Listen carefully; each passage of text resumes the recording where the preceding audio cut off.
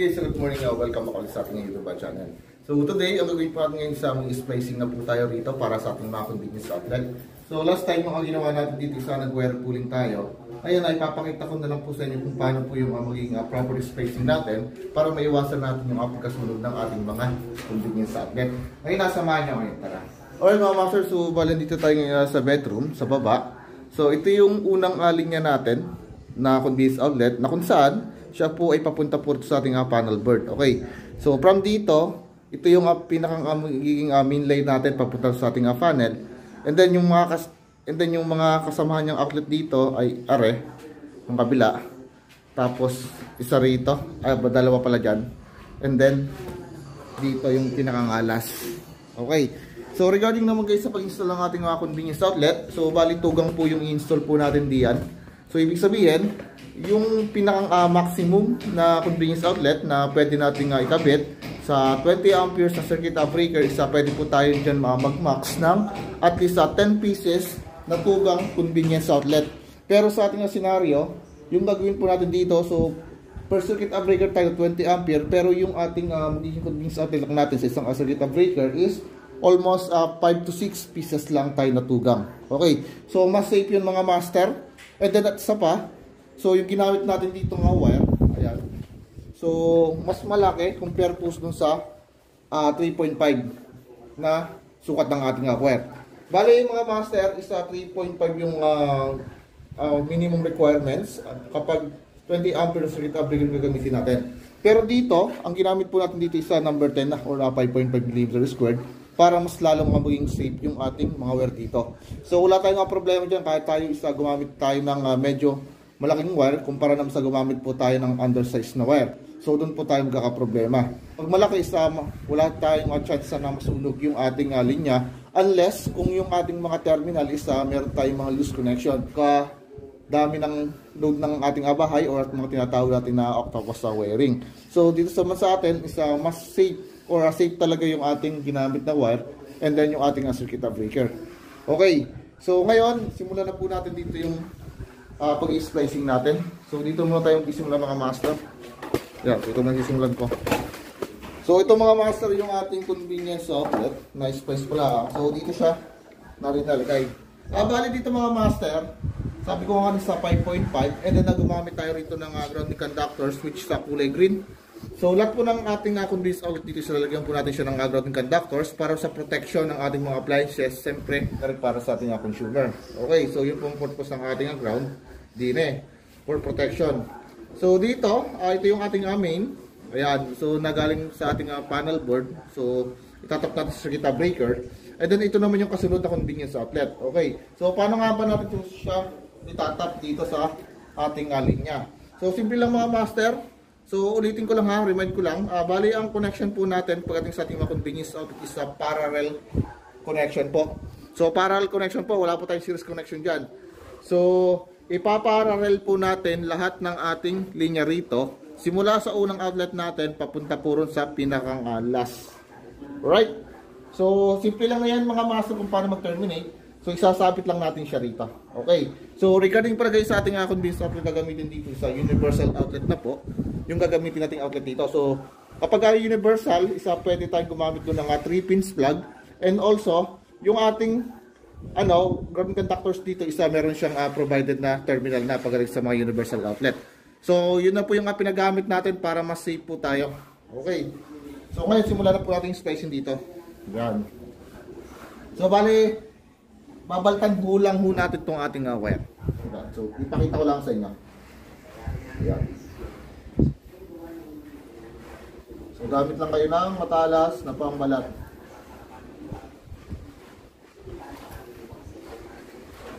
Ayan. So, ganyan lang mga master. Then, after nyan, tanggalin na natin dito yung solution.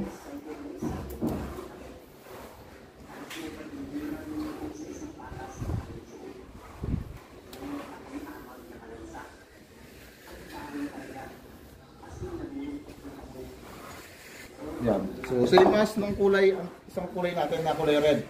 Bali nga pala mga master yung ating connection dito sa lugar na ginagawa natin sa line to line connection. So which is nag-color coding tayo. Bali block natin sa line 2 and then red natin sa line 1. And then yung green natin sa grounding conductors. Okay?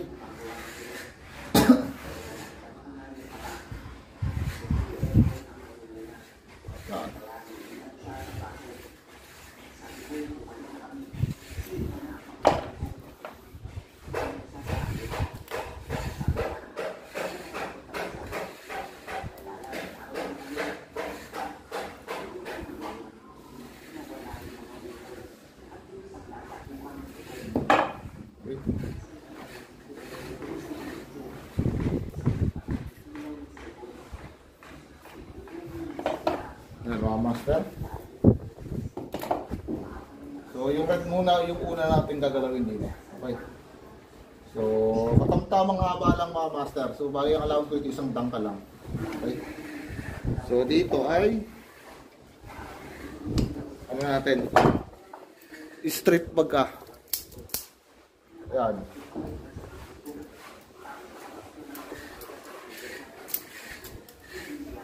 Then, sa imas ng ating block. Okay. Okay. So, ulam mo natin. Maba. Yan.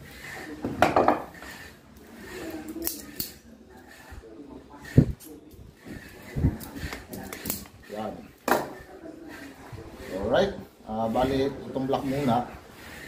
Yung ating spacing dito. So, yan yung ating para dito, so bukayin natin. So bali 7 strand yan. Palaparin lang natin. Then saka sasabit dito. Ipang muna natin dyan. So medyo matigas ng konti yung reka. So kuha ng gis na po yung ating ginamit na wire dito. So yung wire dito guys, sa terminal ng ating universal outlet. So saktuhan lang siya. So pasok to. Kumpara sa yung ginagamit nating mga traditional outlet na tugang. So medyo masikip yung gis na wire. Pero na lang kung magbabawas kayo ng strand. Okay. Para magkasya kung magbabawas kayo ng strand. So kailangan may fit, maayos at pulido yung spacing natin. Then ano yung natin dito? Yan. Kailangan maayos. So, okay. Then, yung ating kulay red naman. Yan. Then, sasabit na ho natin din. Yan.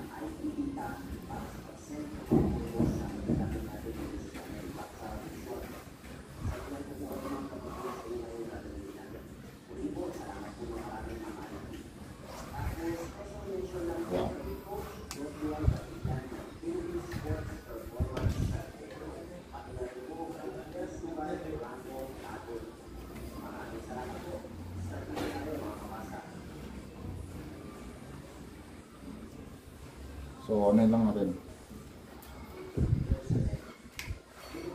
So, ikita lang natin mga master.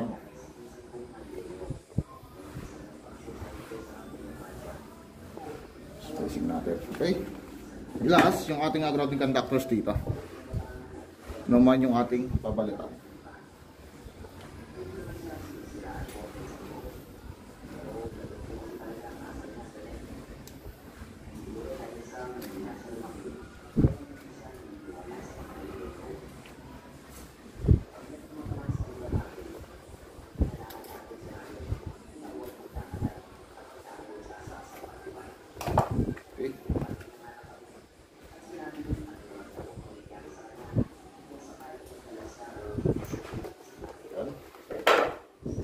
Kasangayan dito. Yan, strip natin.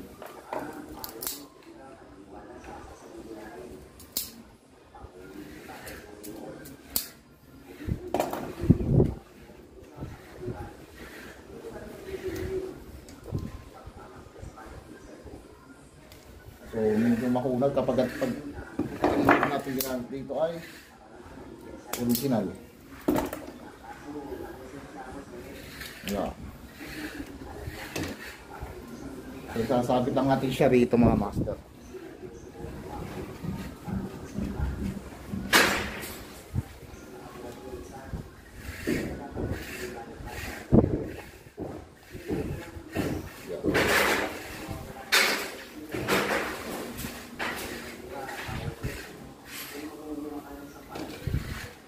So, ayan mga master, bali lagyan natin siya ng electrical tape.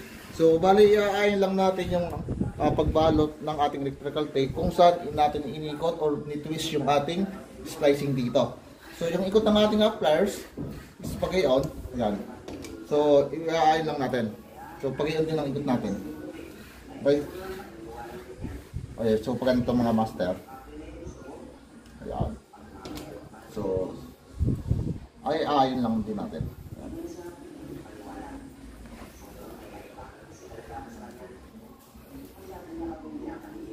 So, clip pa natin siya. Masarap.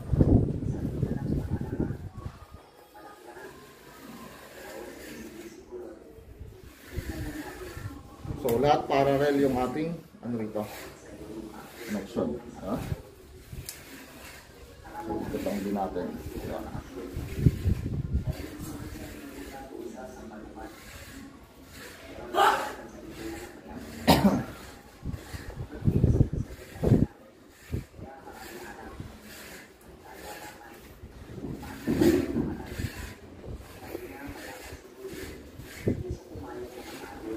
Okay.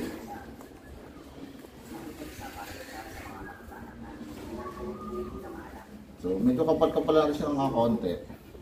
Kasi parehas yan, merong supply na 110 volts.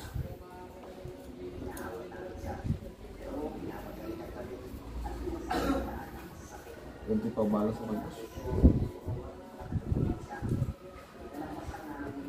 Yan. So, yung ating line 1 naman. Okay.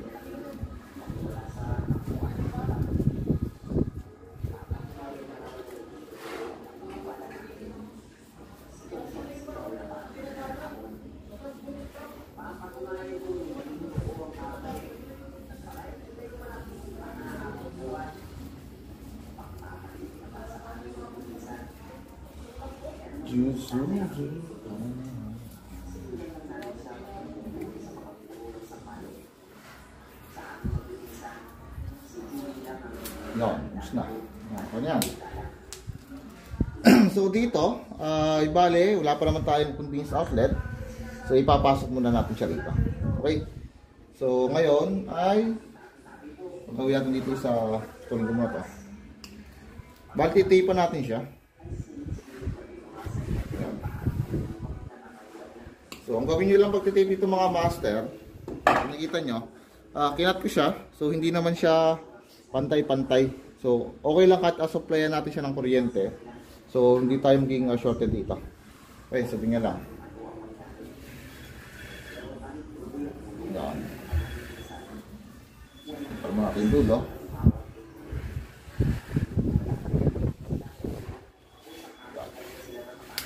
So, ay pasok mo dito sa loob muna.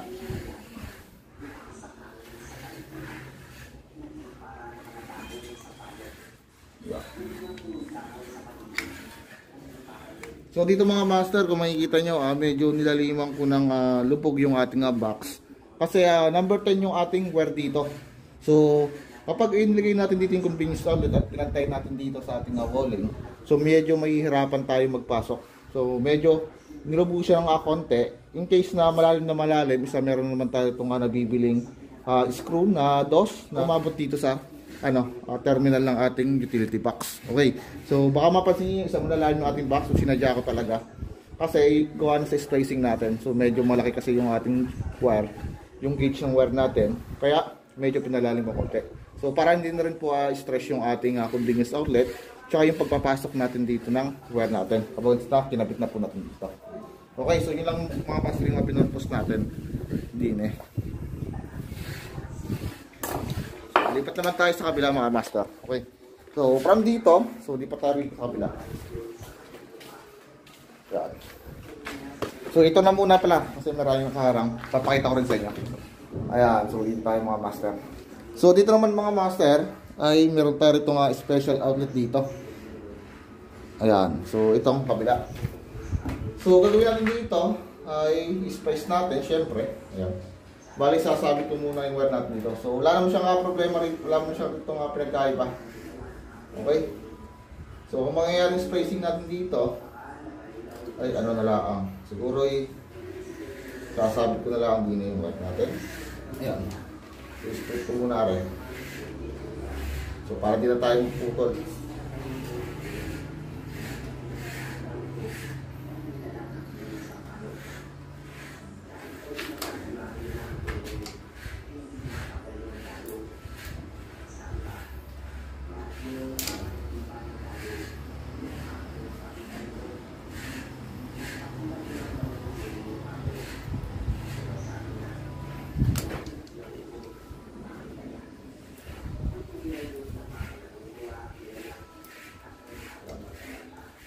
So ito yung binabalik lang, ito yung nanggaling sa kabilang outlet. So hindi ko pa siya ginagalaw.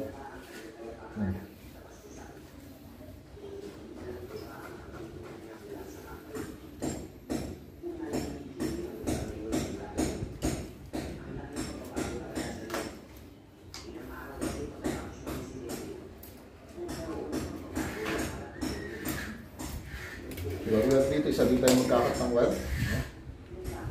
So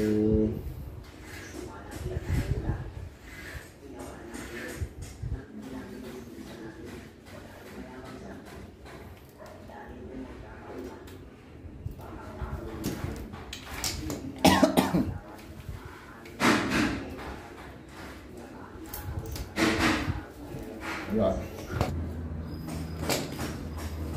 Okay, so bukayin natin siya.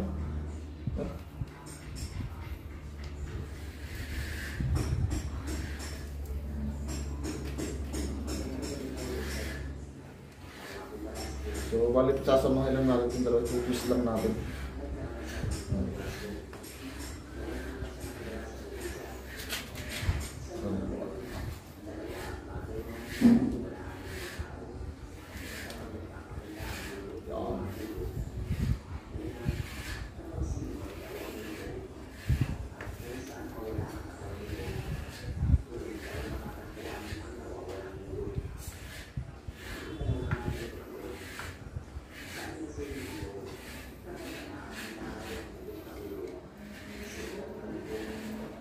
Okay. So, yung dalawa naman. So, twist lang natin siya.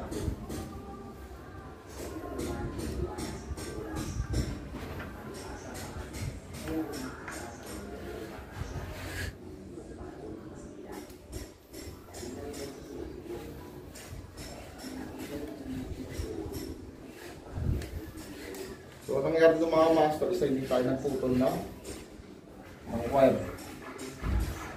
Ayan.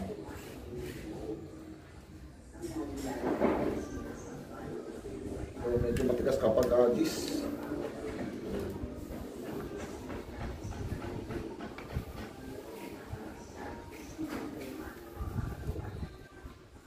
Okay. So, ayan, master. Then, isa naman.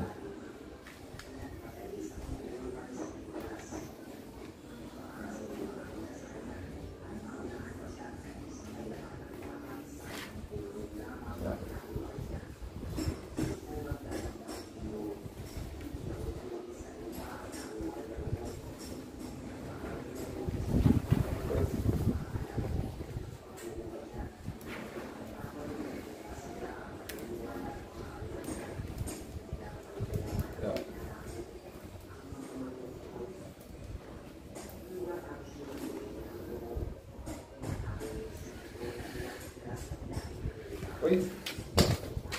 So, balutan natin siya ng electrical tape mga master. So, kailangan ay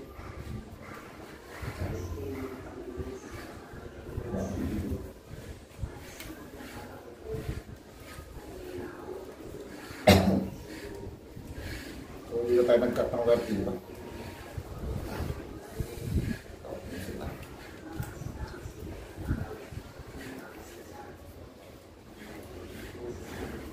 Yan.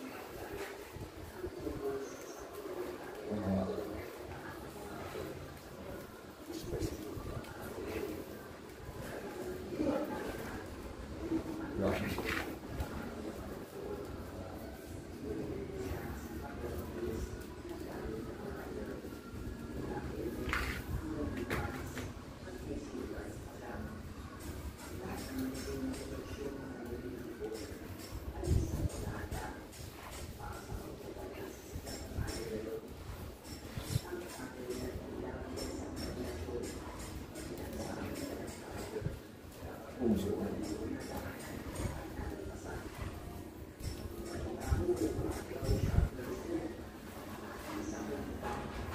Okay.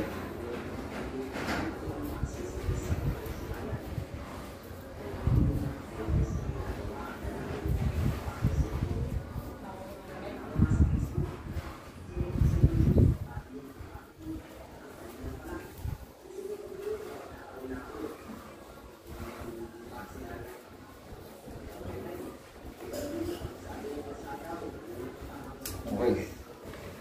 So, yung may save, mga master, isa iwan natin dito. Yeah. So, itong tatlo naman to, ito yung papasok natin din. Para sa special outlet natin. So, bali still, parallel pa rin yung ating connection dito.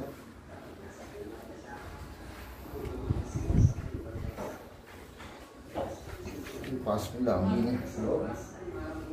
Then, itong twin wire. Okay. Then, itong block.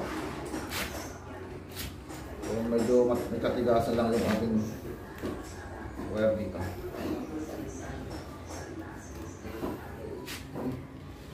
Is. Okay. So, bali yung mga master yung para dito sa outlet na to. Yan. So, ikapit natin. Yan.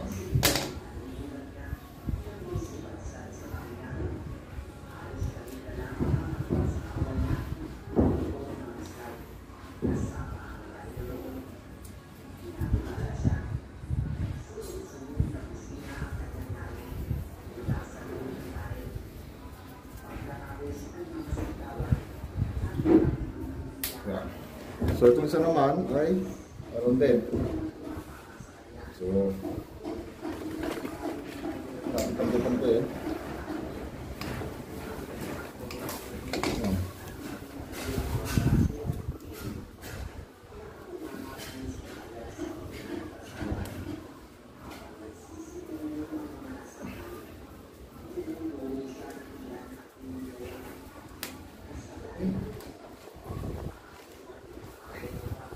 Alright.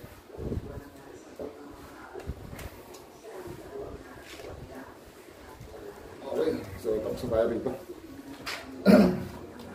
Bali mga master, so ganyan lang gagawin natin. Bali sa mga ring test at pinaka-adulo. So yung adulo niya mga master sa dinin na.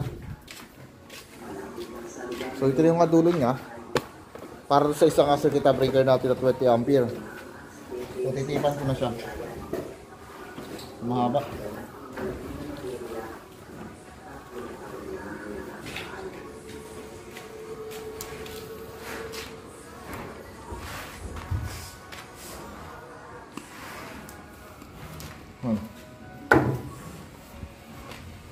Ito na ang adulo natin.